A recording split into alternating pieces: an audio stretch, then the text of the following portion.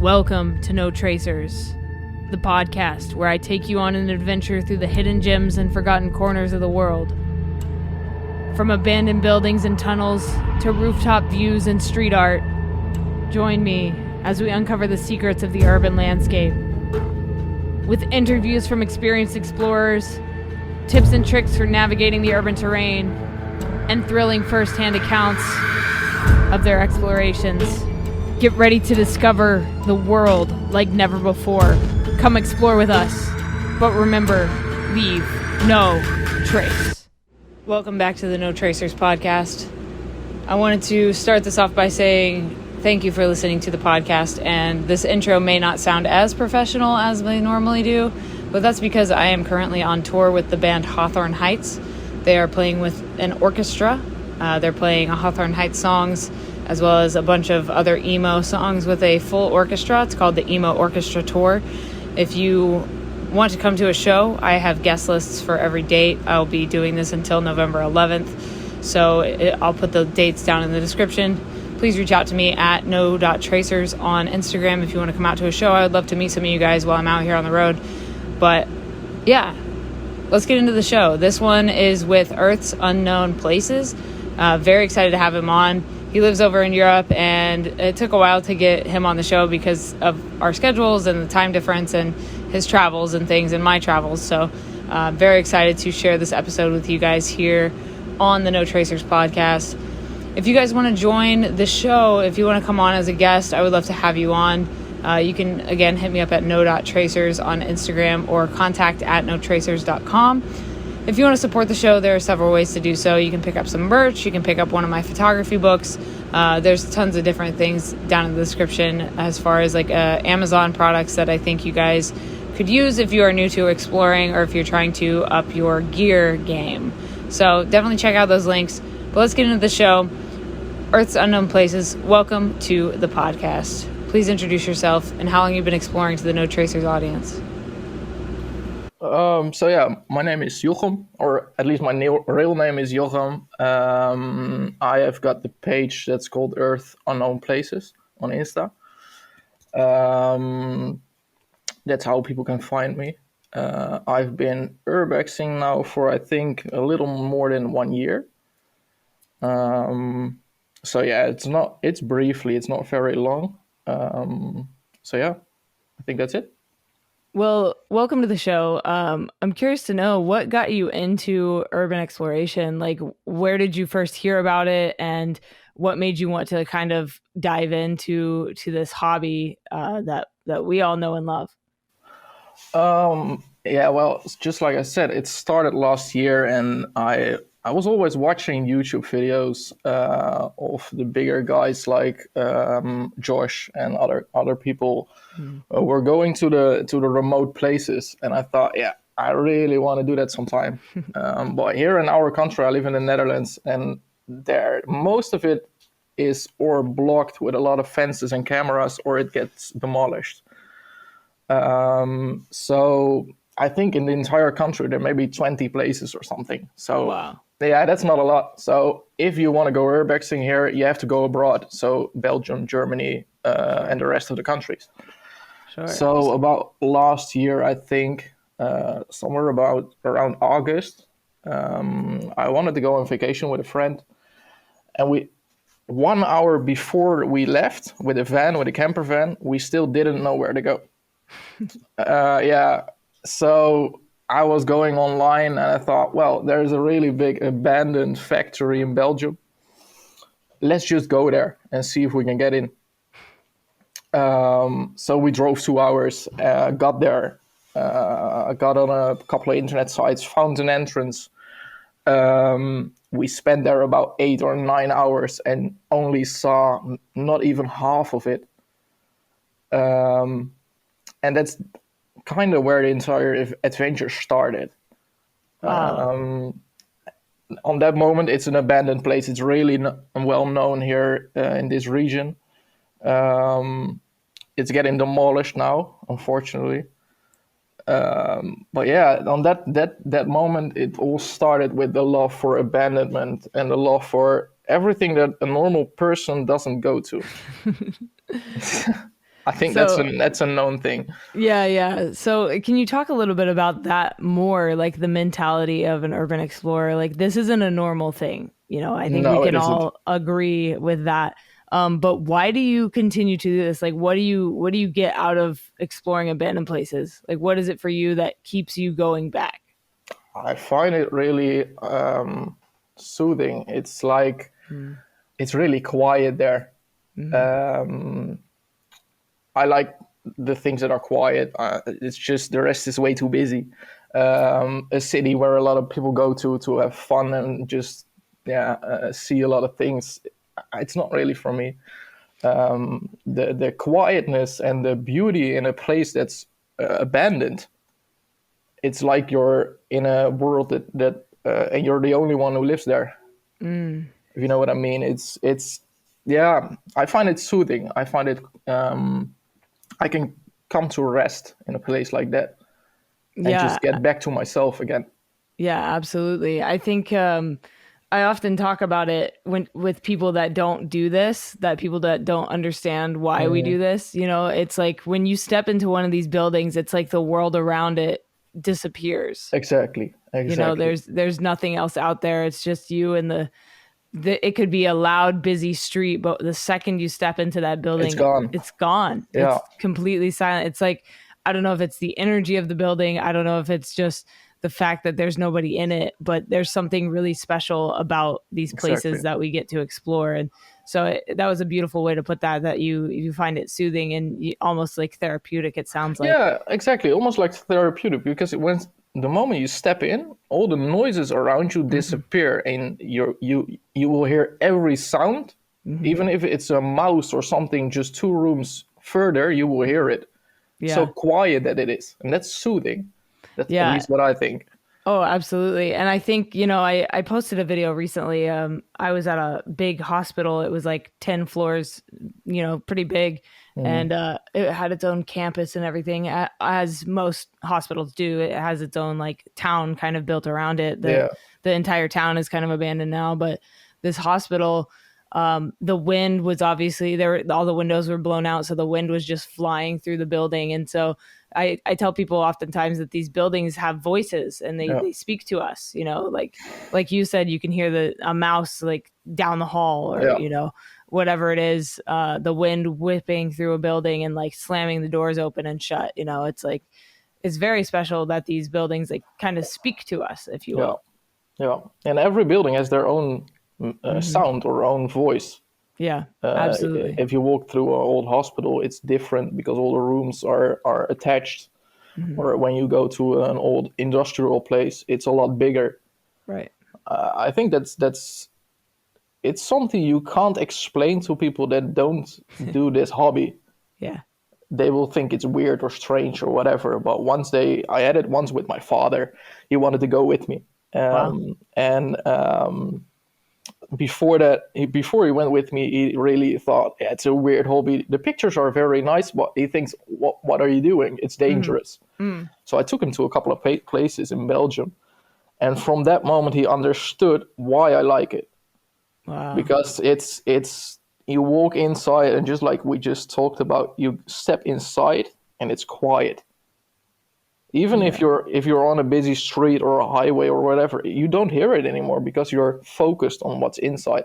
Exactly. Yeah. One of my questions is actually about like what your family thinks about you doing this, because it is such a strange thing that we do. But Mm-hmm. that's awesome that you actually brought him with you to go explore. I think that's like the best way to make somebody understand is to actually Exactly. like bring them into the fold of urban exploring. I think Yeah, and it's a special thing. it's special. It's also important just to grab a normal spot that I've already been to, Right.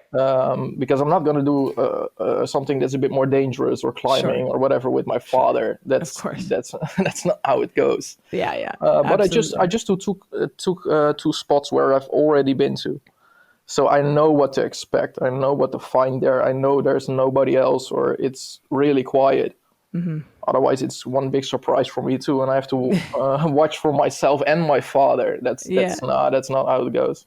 Yeah, definitely. So, do you have a certain type of building that you prefer exploring, whether it be hospitals or big industrial plants? Do you have like a preference of the style of building that you go into?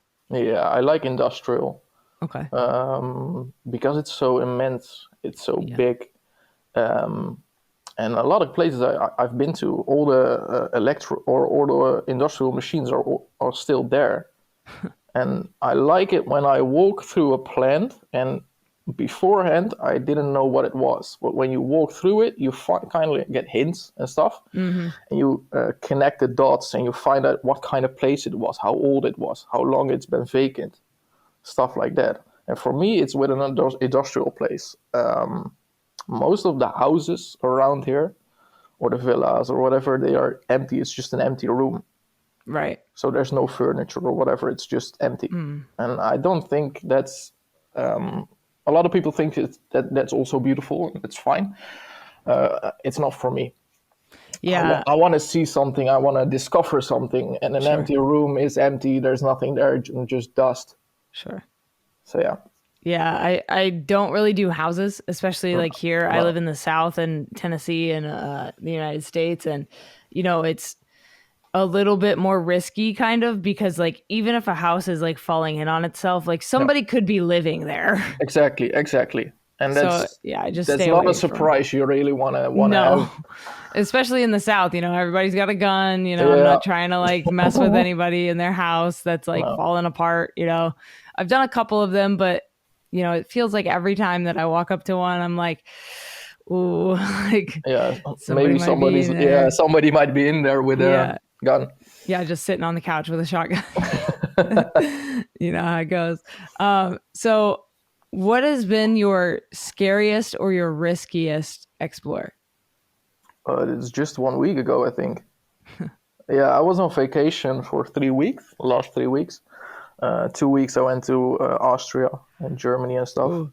So that was all fine, just vacation, a couple of urbex places. And when we started to return, we went through France.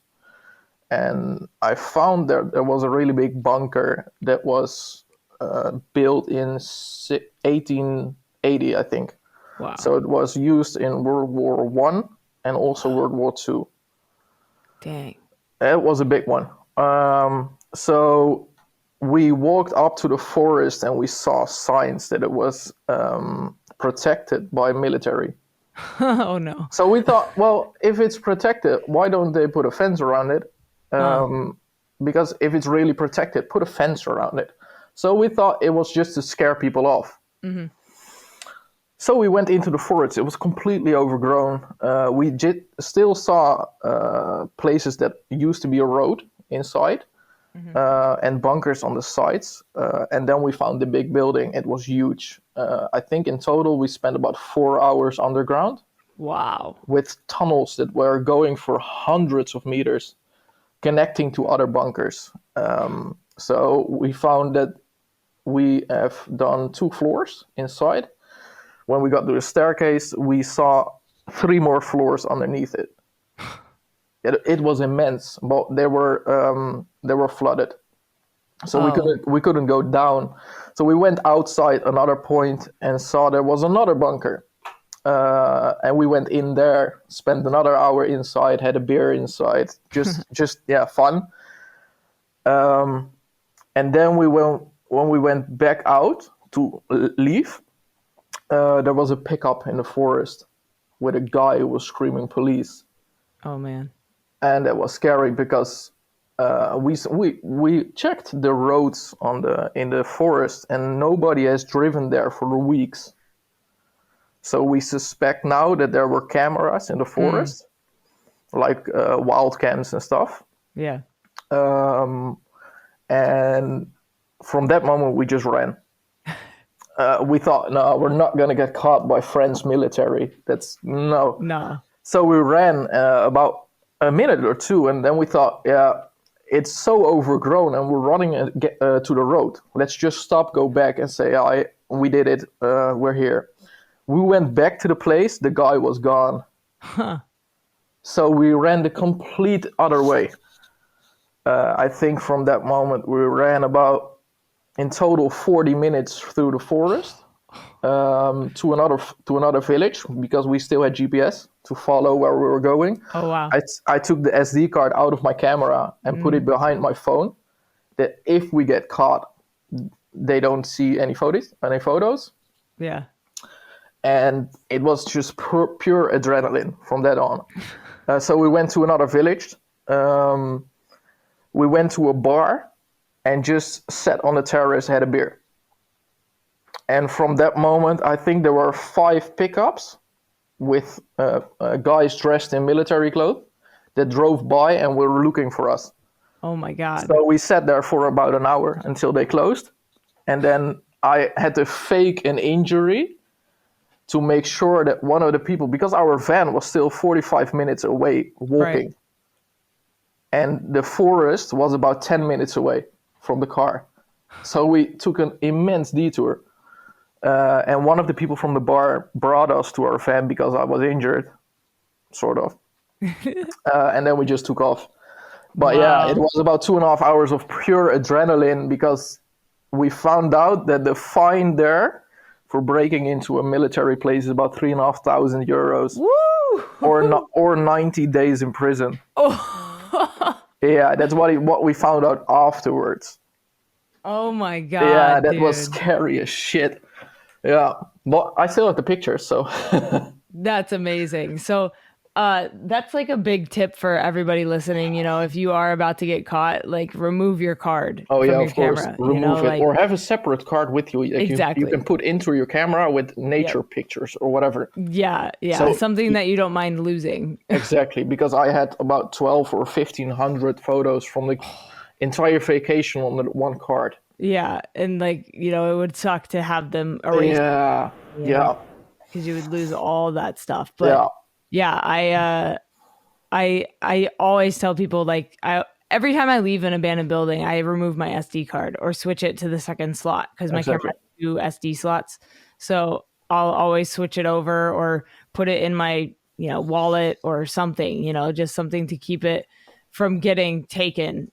Even if there's no risk, even if I don't see a car or a cop or whatever. Doesn't matter, just to be sure. I'm going to do it from now on as well. I didn't do it, but it scared the shit out of me. Oh, for sure.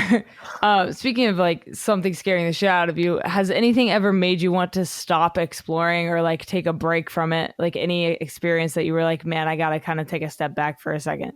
No, not yet. Good. No. I've been caught. Well, I haven't been caught, but almost for 2 or 3 times, including this one. By security or police or whatever. Sure. But I haven't been on a place that I thought, no, I need to quit now. Right. I just want to go further. That's amazing. So speaking of like going further, do you have any bucket list spots that you're like dying to explore? Yeah, I want to go to, what is the Ukraine? Oh, for sure. Yeah. That's one that I really want to go to. But not now. Right. Right now it's a little dangerous. It's a little bit more dangerous than just one bunker. Yeah. No, that's the one I really want to go to. There's also an abandoned place in Germany that's called Little Pripyat, something like that. It's almost the same, but in Germany. Oh, wow. Okay. But it's still a 13 or 14 hour drive from here. Oh, fuck. That's so far. So there are a couple of places around that I really want to visit, but it's the bigger ones. Yeah, I got you.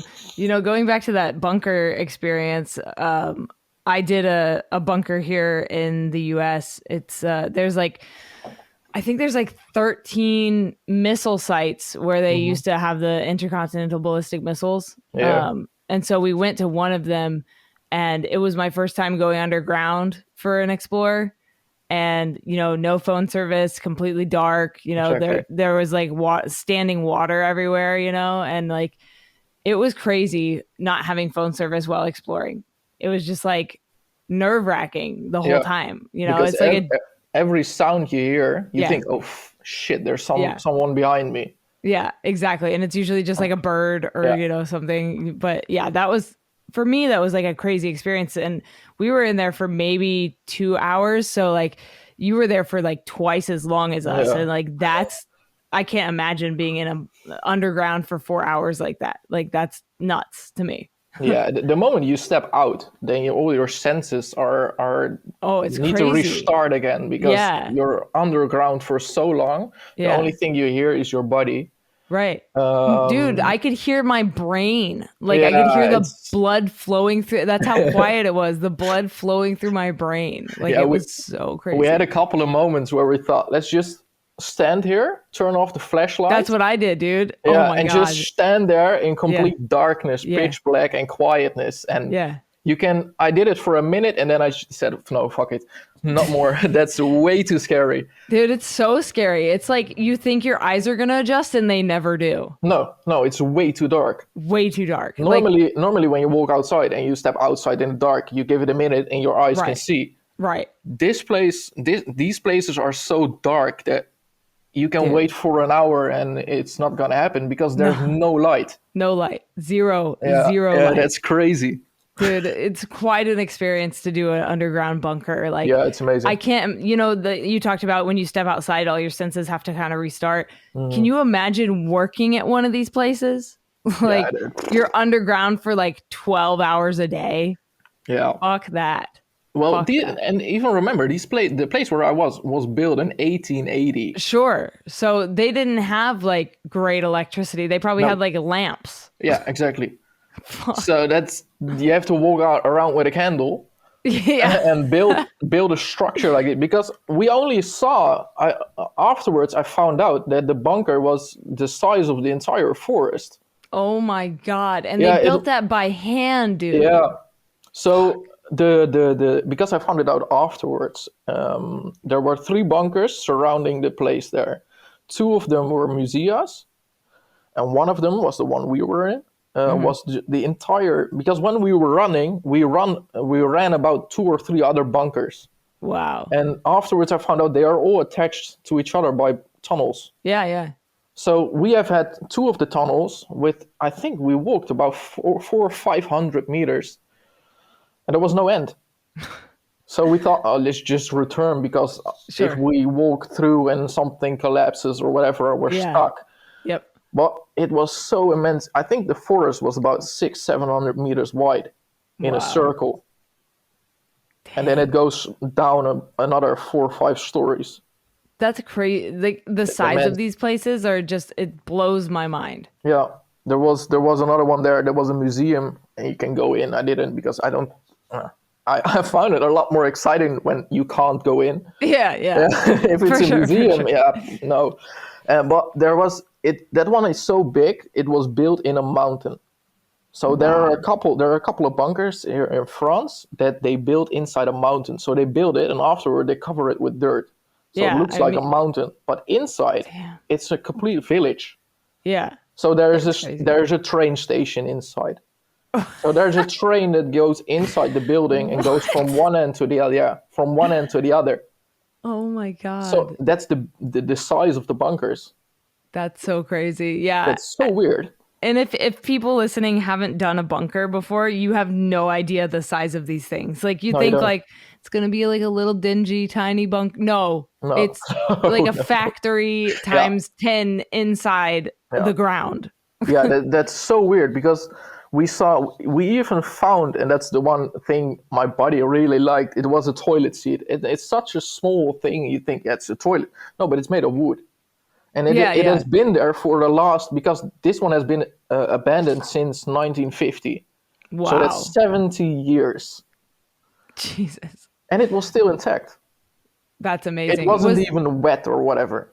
Yeah, yeah. Was there like graffiti in the bunker? Nothing. No, Nothing, no. untouched. The funniest thing was that other people put out routes with neon paint. Oh, cool. To like find your way. So you always know which way to go and which way the Wow. exit is. That's brilliant. Yeah. I had a guest on the podcast a while ago, and he was saying like something similar to that, but he was saying if you do a tunnel or if you go underground, bring a bunch of glow sticks with you. Yeah.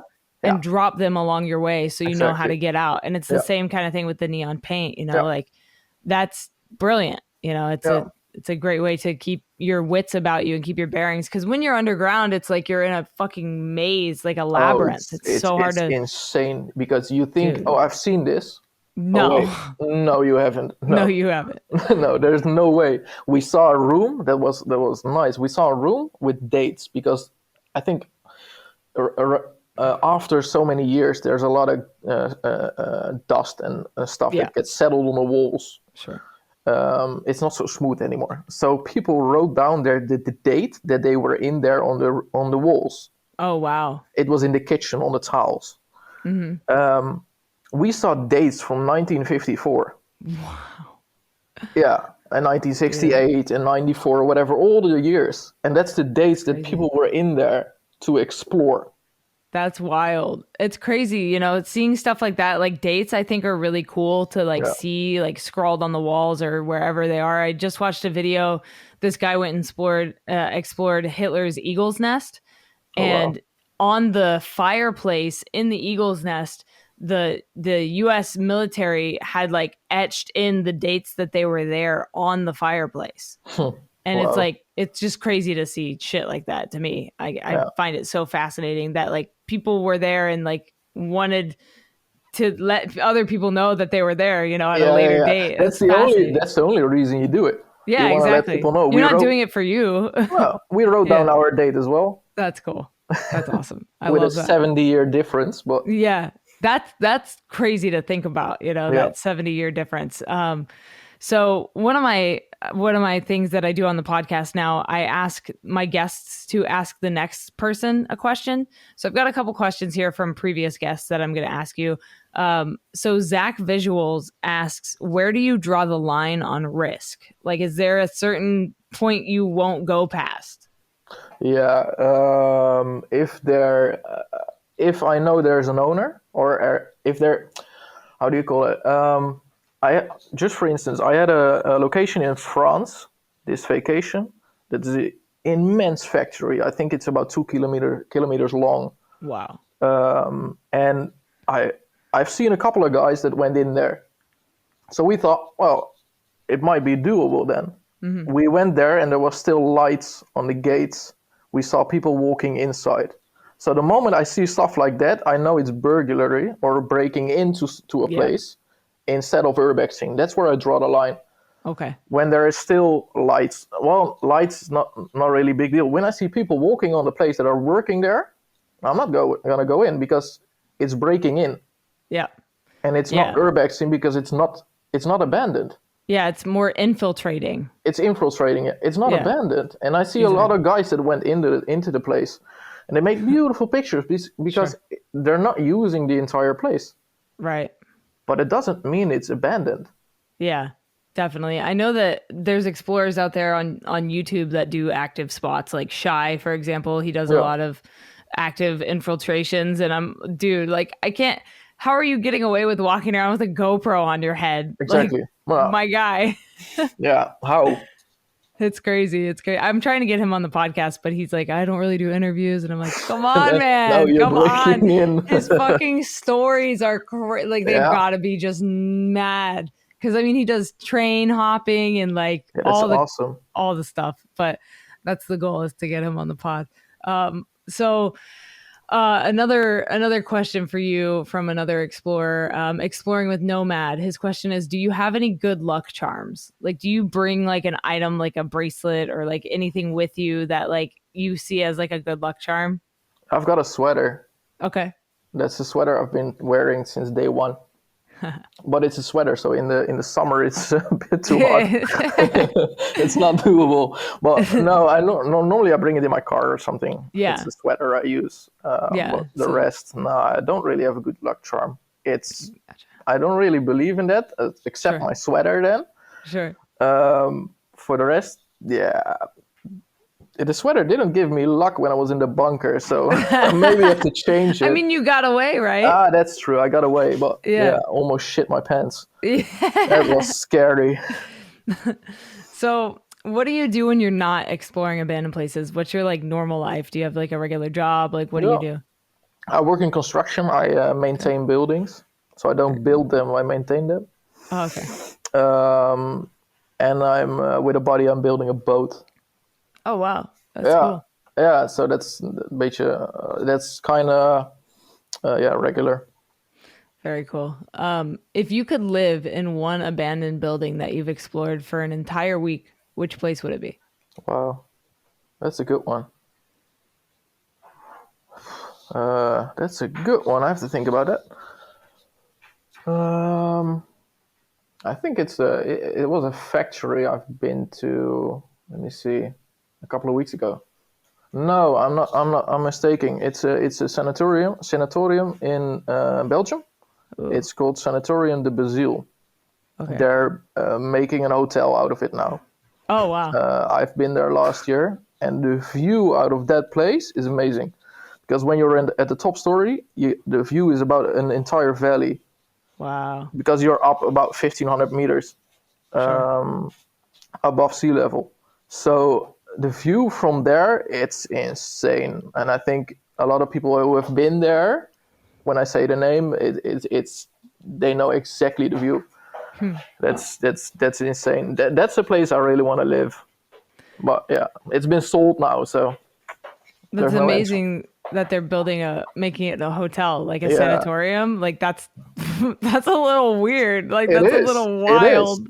Yeah, they're completely tearing it down. Oh, okay. At So least they're not not just gonna keep completely. it as No, no, is. they're keeping the structure, but Oh, they're okay. tearing down the windows, the Got swimming it. pool, everything, and they're building it back up. Wow. So that's a place I'm gonna go and visit when it's done. Wow. Yeah, that'll be super cool. To have like those photos, Mm. different times of its existence. If you could see, speaking of like buildings getting repurposed, if you could see one building that you've been to get restored into something new or its former glory, do you have like a specific building for that? Mm.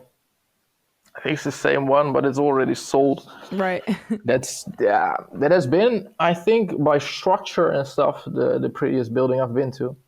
Mm. It's made in an angle or in a curve. The building. Oh, wow. So That's when you're cool. on the complete left side, you look forward, you can see the right side. Wow. That's Yeah, incredible. yeah, What a yeah. cool, And then it's on the side of a mountain. sure. So you can imagine the view you will have when Yeah. there's no forest. Got to be crazy. Yeah, it's insane. What do you hope for the future of urban exploring? I hope people will stop burning down places. Mm, It's a trend that's happening here in the region a lot. yeah. There are even separate Instagram pages that follow the places, and they will spread the news when something is burned down. Wow. So people will know what to expect. But a lot of things get destroyed. There was, for instance, a karting, a go-kart place Sure. in Belgium. It was go-karting and a laser game, whatever you can do there. It got known, and about, I think, 2 months later, burned down.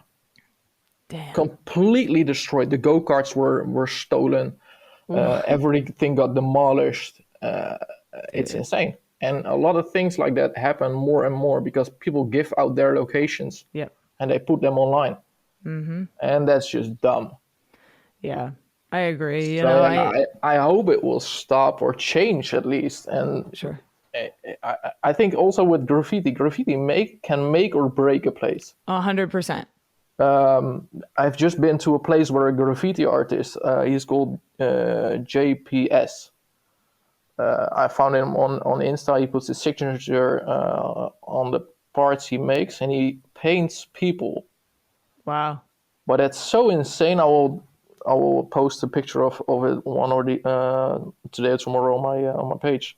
Sure. And he makes such stunning images. So when you just walk over a place, you don't you just see them from somewhere down or whatever. He hides them.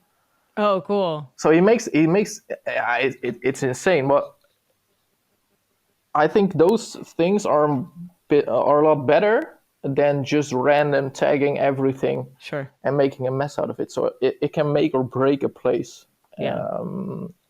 And I think there are a lot of places. We've got a graffiti factory here in Belgium, and it's a factory that's covered by graffiti. But that's a beautiful place because a lot of artists go there to place their best work. Wow. That's amazing. Yeah, I just did a documentary about a bunch of graffiti artists that do a meetup every year in St. Louis. Yeah. And you're right. It can make or break a spot for sure. You know, the random stupid like dick drawings or swastikas or whatever, you know, it's like unnecessary, you know. Exactly. So but I do respect the murals and things like that for sure. Absolutely. I think there's a place for those, you know. Exactly. They spend time and effort to drawing something as beautiful as that, instead of just bringing a can and demolishing something that was beautiful before. Yeah, definitely. So what is something you know now that you wish you knew like a year ago when you started exploring? There's a lot more places I can go into. I thought everything was guarded by fences and stuff, but you can just walk in everywhere. Yeah, here it's in Belgium and stuff. It's so easy. You see a place and you think, people are guarding it or stuff. Just walk in, and if they tell you not to, you just walk away. Yeah, it's easy. I always thought, it must be covered by fences and cameras and whatever. And some parts are. That's fine. You just have to put a mask on. Yeah. But it's so easy to go in. And the thing I found out that there's a lot more abandoned in countries than people will know and people think. I didn't think there was so much buildings were abandoned. It's by crazy. Families or companies or whatever. They just leave it somewhere. Yep, it's crazy, man. And that makes our hobby insanely good. Oh yeah, because it's a completely different world we get to explore, and other people can't. Yep, exactly. So, do you have any questions that you would like to ask my next guest? That's a good one as well.